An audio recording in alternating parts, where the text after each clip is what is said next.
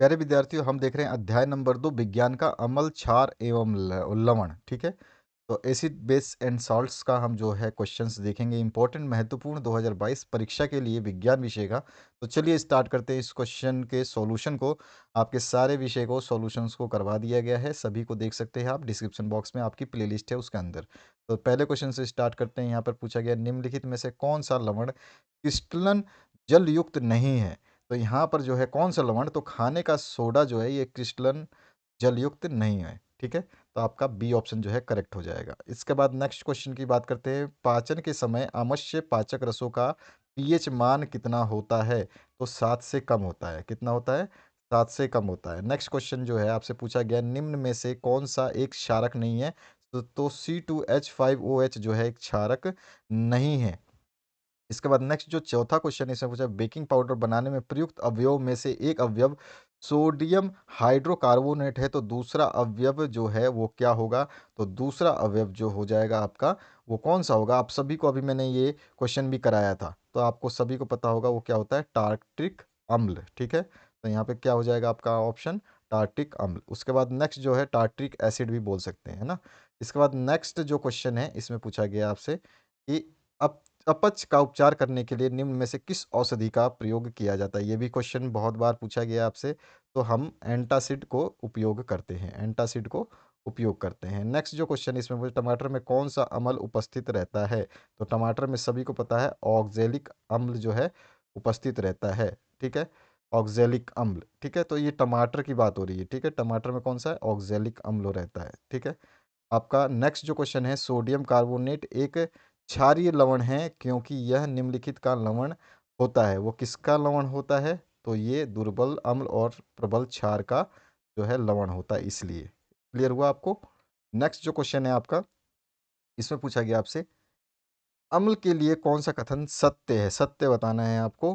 तो अम्ल जो है खट्टा स्वाद में होता है, नीले लिटमस को लाल कर देता है, तो ये इसका कथन सत्य है। इसके बाद में नेक्स्ट जो नवा क्वेश्चन है, पीएच स्केल का परास जो है वो बताना है, तो सभी को पता है वो 0 से 14 होता है। ठीक है, तो इस तरह से इसके सॉल्यूशन हो गए। अब आते हैं हम एक प्रश्नों के उत्तर के ऊपर। तो एक प्रश्नों का उत्तर जो है, विरंजक चूर्ण का आपको सूत्र लिखना है। तो ये मैं कई बार करा चुका हूँ, फिर भी मैं आपको बता देता हूँ। CaOCl2 जो है विरंजक चूर्ण का सूत्र हो जाएगा। अगला जो क्वेश्चन है, धातु हाइड्रोजन कार्बोनेट अम्ल से क्रिया करके किसका निर्माण करता है? तो लवण तथा कार्बन डाइऑक्साइड का। किसका? लवण और कार्बन डाइऑक्साइड का। उसके बाद तीसरा जो क्वेश्चन है इसमें पूछा गया है, कैल्शियम फॉस्फेट जो दांत के इनेमल में उपस्थित होता है, इसकी रासायनिक प्रकृति कैसी होती है? तो इसकी रासायनिक प्रकृति क्षारीय होती है। ठीक है, चौथा क्वेश्चन है, अम्ल तथा और क्षार के मध्य होने वाली अभिक्रिया क्या कहलाती है? अम्ल और क्षार जब मिलते हैं तो उदासीन अभिक्रिया करते हैं। उदासीन अभिक्रिया जो है कहलाएगी न्यूट्रलाइजेशन रिएक्शन। पांचवा जो क्वेश्चन है, रंग में परिवर्तन के द्वारा सूचक हमें बताते हैं कि कोई पदार्थ अम्ल है या क्षार। कुछ ऐसे भी पदार्थ होते हैं जिनकी गंध अम्लता या क्षारीय माध्यम में भिन्न भिन्न होती है। ऐसे पदार्थ को क्या कहते हैं? तो ऐसे पदार्थ को हम गंधीय सूचक कहते हैं। ठीक है, गंधीय सूचक। उसके बाद छठा क्वेश्चन है, विरंजक चूर्ण के निर्माण में कौन से पदार्थों का उपयोग होता है? तो विरंजक चूर्ण के निर्माण में हम कैल्शियम हाइड्रोक्साइड और क्लोरीन का उपयोग करते हैं। ठीक है, कैल्शियम हाइड्रोक्साइड और क्लोरीन का। उसके बाद में मिल्क ऑफ मैग्नीशिया क्या है? तो मिल्क ऑफ मैग्नीशिया जो है मैग्नीशियम हाइड्रोक्साइड है। क्या है? मिल्क ऑफ मैग्नीशिया जो है मैग्नीशियम हाइड्रोक्साइड है। किस स्थानों की पूर्ति करते हैं? तो सबसे पहला जो क्वेश्चन पूछा गया इसमें आपसे कि शाकीय पौधे और नेटल डंक, इन सभी में जो है आपको बताना है कि शाकीय पौधे, नेटल डंक और के डंक में खाली स्थान अम्ल उपस्थित होता है। तो ये बहुत ही इंपॉर्टेंट क्वेश्चन रहेगा आपका, कई बार पूछता है। तो इसमें कौन सा होता है? तो इसमें होता है हमारा मेथनोइक अम्ल। कौन सा होता है?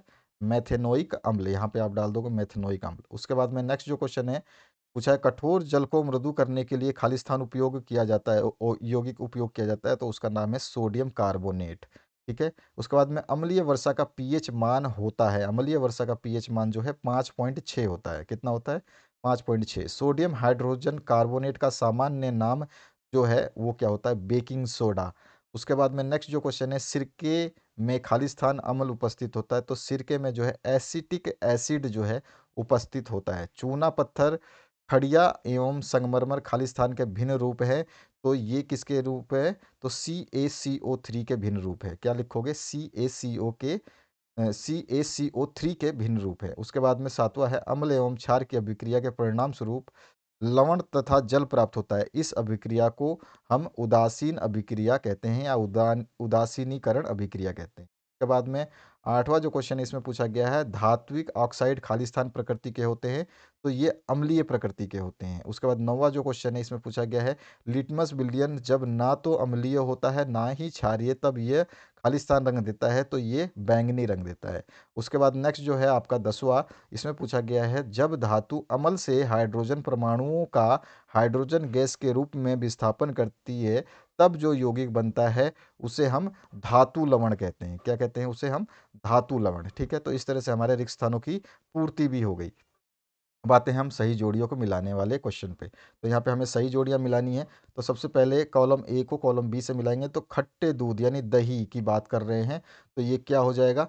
तो खट्टे दूध या दही की बात जो होता है उसमें कौन सा होती है बात? लैक्टिक अम्ल। ठीक है, तो यहाँ पे ए ऑप्शन करेक्ट हो जाएगा। उसके बाद में दूसरा जो क्वेश्चन है इसमें पूछा गया आपसे चींटी के डंक में, तो अभी अभी हमने देखा मैथनोइक अम्ल। उसके बाद में आपका जो नेक्स्ट है, नींबू के रस का पीएच मान जो है आपको बताना है, तो पीएच मान जो है 7 से अधिक होता है। उसके बाद में सोडियम हाइड्रोक्साइड विलयन का पीएच जो है, क्योंकि सोडियम हाइड्रोक्साइड विलयन का पीएच जो है वो 7 से कम हो जाएगा। उसके बाद में आप क्षार जो है जल में घुलनशील, यानी कि आपका जो है क्या हो जाएगा? बी ऑप्शन इसमें करेक्ट हो जाएगा। तो इस तरह से हमें इसको कॉलम को मैच करने थे। ये आंसर्स हो गए। अब आपके जो ये प्रश्न है, इन सभी प्रश्नों को मैं सॉल्व करवा चुका हूँ। डिस्क्रिप्शन बॉक्स में जा करके मॉडल पेपर्स देखिए, साथ ही साथ आप क्या देखेंगे? आपके प्री बोर्ड एग्जाम पेपर देखिए, उनमें सारे के सारे ये क्वेश्चंस के आंसर्स आपको देखने को मिलेंगे रिटर्न। ठीक है, तो इसके बाद हम नेक्स्ट चैप्टर देखेंगे, धातु एवं अधातु, अध्याय 3। ठीक है, तो आशा करता हूँ इस वीडियो से आप लोगों को हेल्प मिलेगी। आपने सारे सॉल्यूशंस नोट कर लिए होंगे। Thank you very much. Have a good day.